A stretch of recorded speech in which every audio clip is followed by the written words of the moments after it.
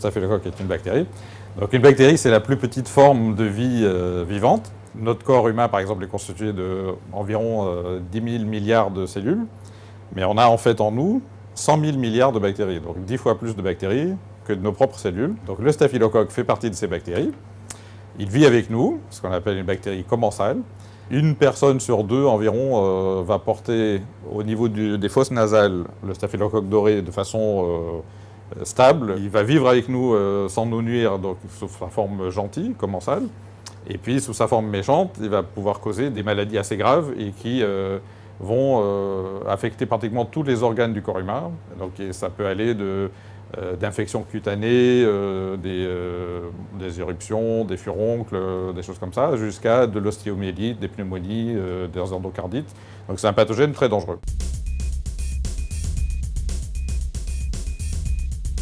Le staphylocoque doré va devenir un pathogène uniquement lorsqu'il va se trouver dans un endroit où il ne devrait pas être. Donc ça veut dire quand il y a une rupture de la barrière cutanée, donc de la peau, ou des muqueuses, ou de toutes les barrières au niveau intestinal ou autre. Donc quand il y a une rupture et que la bactérie va traverser et se retrouver dans un milieu où elle ne devrait pas être, c'est là qu'elle va devenir dangereuse.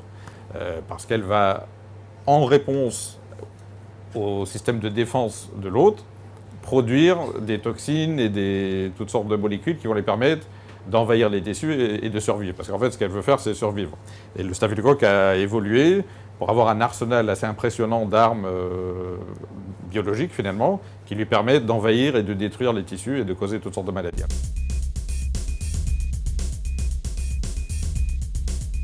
Toute personne qui va avoir une baisse momentanée de sa résistance immunitaire, donc des vieilles personnes ou des nourrissons ou des personnes immunodéprimées, peuvent effectivement développer plus facilement des infections à ce type de staphylocoque. Donc en hôpital, les patients sont souvent en conditions où leur système immunitaire est amoindri.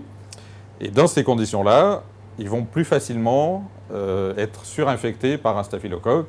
C'est ce qu'on appelle les maladies nosocomiales. Le problème, c'est que dans le milieu hospitalier, ces bactéries-là ont été sélectionnées par des traitements antibiotiques systématiques au cours de nombreuses années pour être extrêmement résistantes et multirésistantes même. Et donc, lorsqu'on a une infection de ce type en milieu hospitalier, c'est très difficile de s'en débarrasser.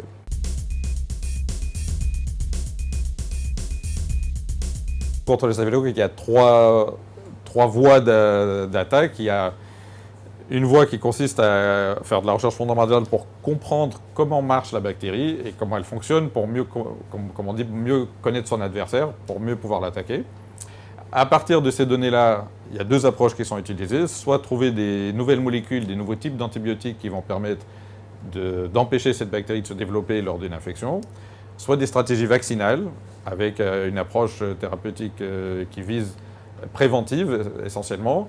On va essayer de trouver une molécule commune à toutes les souches de staphylocoque pour ensuite vacciner la population pour qu'elle soit résistante. Alors au niveau de l'unité, nous ce qui nous intéresse, c'est comprendre comment la bactérie perçoit son environnement et comment cette perception va lui permettre de modifier son comportement pour résister contre les défenses de l'hôte, donc tout ce qui est interaction de la bactérie avec l'hôte, donc l'humain, et comment justement elle perçoit son environnement. Donc c'est tout ce qu'on appelle la perception sensorielle bactérienne.